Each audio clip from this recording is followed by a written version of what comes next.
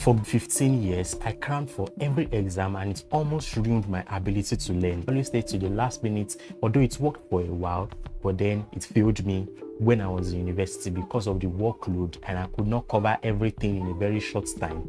And then I started asking myself questions on how exactly can I actually study all the bulky textbooks and be able to remember everything in my exam. And that's when I discovered the technique I'm about to show you on today's video. So on today's video, I'm going to be sharing the dark side of cramming, why you should not cram, and I'll be backing it with some scientific proof. And also, I'm going to be showing you the techniques you should apply instead of cramming.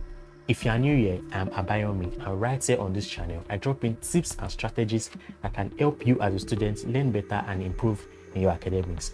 And if that sounds like something you're interested in, please subscribe to my channel right now. When I was in secondary school, there was no one to tell me how to study. There was no one there that could actually put me through. The only method I could think of is just to repeat whatever I read. In fact, I wait few minutes to the exam before I pick up the book to start studying because I didn't know anything. And at that point in time, I'll discover that I could not remember everything in the exam. Even if I could remember, I cannot actually write everything I could. Then it worked for a while in secondary school because I was able to answer a few questions and I actually managed to get by in secondary school. Not until I got to the university, so I had zero knowledge on how to study. I tried the same method. It actually really failed me. In university, there are essay questions, and in these essay questions require so many answers. So at times, I usually try to cram pages upon pages upon pages. There was this particular course I had in my 200 level, ECN 203, I think. It was about development economics, so the course was so bulky. There was so much content in the book. I tried to read all night a day before the exam, and I thought that magically I'll remember everything I could. But when I got to the exam, I could not remember anything. And I started asking myself so many questions. What exactly is the problem? And what is wrong with me? And I could not answer those questions because I felt so overwhelmed. And in fact, even before that particular course, there was another course that I actually made the same mistake, and it actually ruined everything for me because I really studied and I still study a day before the exam, and I end up not writing anything in the exam. But what exactly is the problem? And I'll be sharing that with you on this video.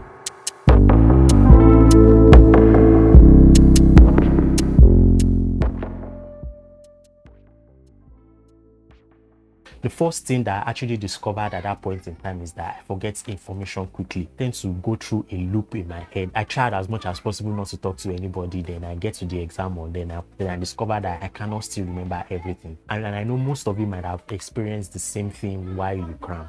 And the reason why this happens is because you don't actually wait for the information to be solidified in your brain. You wait to the last minute. You don't give it enough time for it to consolidate. Due to the pressure of studying last minute, it can lead to so much stress, and in fact it can lead to exam anxiety because you are trying to put so many information in your brain for a very short period of time. It might lead to exam anxiety, and you can start getting afraid of whether you'll be able to remember. And by the time you get to the exam, you'll pay so much attention on the fact that you will not be able to remember, and because of this you will not remember. And as such, due to the stress that you went through throughout the night or few days to the exam, you don't have enough energy to rest your brain, and in fact it made you not remember everything, and in fact it made you fail the exam. Another downside of cramming is that it doesn't lead to long-term retention. When I tell some people that cramming is bad, they used to think that okay, but they still use it to pass their exams. Of course, you'll be able to, at times, you'll be able to remember, use it to pass your exams, but then it doesn't lead to long-term retention because you can't actually use that information again. And most of my colleagues that do it when I was in school, there's a point we needed the particular knowledge in the preceding level. Then I try to tell them that we've actually done this in 200 level, in 100 level, but they could not remember because they actually crammed and they only passed the exam. But then they cannot remember the information again. So cramming can actually lead to inability to retain something for a very long time because it's in the short-term memory. The reason why it doesn't lead to long-term retention is because whenever you are cramming, you are using your working memory, and your working memory has limited capacity. Since your working memory has limited capacity and there are few things that it can hold on to, when you are cramming, you are using your working memory at that point in time. if you study just 2 days before your exam, while it's still in the working memory, you will not have enough time to be able to transfer it to the long-term memory. And due to the fact that your working memory has limited capacity, then there are tendencies that it will fade off. And that is why when you get to the exam, you will forget. In order for you to actually transfer what is your working memory to the long-term memory, it's very important for you to space out your learning. Those are the downside of cramming and why you should not cram.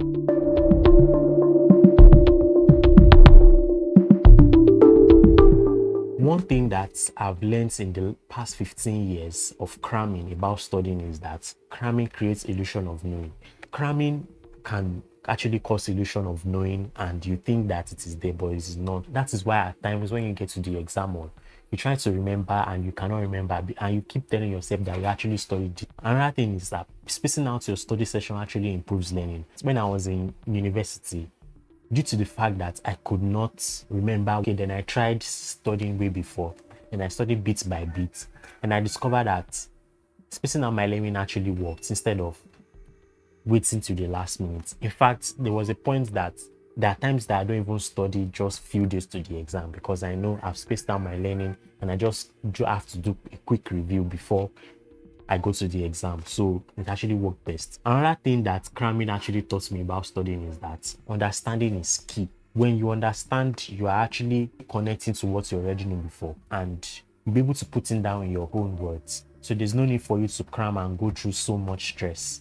It's very important for you to understand instead of and study way before. I will always say study early. So when you study early, even when you study early, it gives you time to understand, because you can't expect to understand in just few days to your exam what they taught you for 4 months. You want to understand in just few days to your exam. It is not possible. So if you study way before, to give you time for you to understand, and if you study bit by bit, you'll be able to, even if you don't understand along the way, you'll be able to sort out ways you can understand, and you'll be able to space out your learning at the same point. Good study habits reduces last minute study. This is a very key thing. If you already have the habit of studying, every other thing will fall in place because you will not study the last minute. And most of the reason why most students wait to the last minute is because they keep procrastinating and they keep telling themselves they'll do it tomorrow.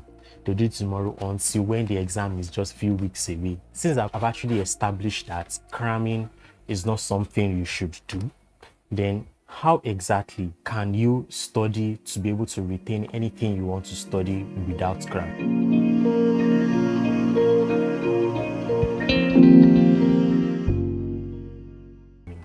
Now, the first thing that I'm proposing to you is to use the Feynman technique. Now, what is Feynman technique? Feynman technique is the art of teaching what you've learned or explaining what you've learned to someone. It actually works like this. Since you've studied early enough, and at that point, you've understood everything you are trying to learn, Feynman technique is just a form of testing. And you can test yourself by actually trying to explain to someone in simple terms. If the person can understand what you explain, then it has actually sinked in. And if you keep doing that at interval before the day of your exam, you discover that the information is sticked already.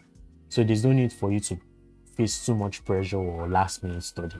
So if you do that quite well, it will help you. Create a study schedule. If you create a study schedule, you'll be able to create a good study habit that will reduce last minute study. So you already know what you're going to study for each day and the time you'll be studying to. And if you stick to it very well, this will actually help you. I made a video on how you can stick on a study schedule. You can check it on the card above. Please stick to your study plan, create a study schedule and stick to it. And if you stick to it, it will help you create a study habit. And as well, you won't need to study last minute. Another thing is that reflect on whatever you are learning. Learn to generate, learn to elaborate, and learn to retrieve. Now, generation is just a form of testing. After you must have created a study schedule and you've created a study habit, if you generate what you are learning at interval, that is trying to recall what you are learning and try to solve solutions without seeing the answers, then it will actually reinforce to remember that thing very quickly, and you won't forget by the time you get to the exam. And also elaborate. Elaboration is just a form of connecting what you are learning to what you already know. It makes it for you to be able to remember easily and you won't forget. Another thing in reflection stage is that you should retrieve. While you are studying, try to reflect by generating answers without you being taught the solution. Elaborate, connect what you are learning to what you've already known, and retrieve it at will when you are studying. And when you retrieve it without holding the book, it helps the information get stronger and you won't need to stress yourself by the time you get to the exam. Or instead of cramming, those are the things that I will advise you to do. And if you do it quite well, you start seeing changes. And in fact, so if you got so much value from this video, please click the like button and also subscribe to my channel. You can also check out this other video. In that video, I explained everything you need to actually study less. And remember, I break down so many things that you need to know about studying effectively. Thanks so much for watching, and see you on the next one.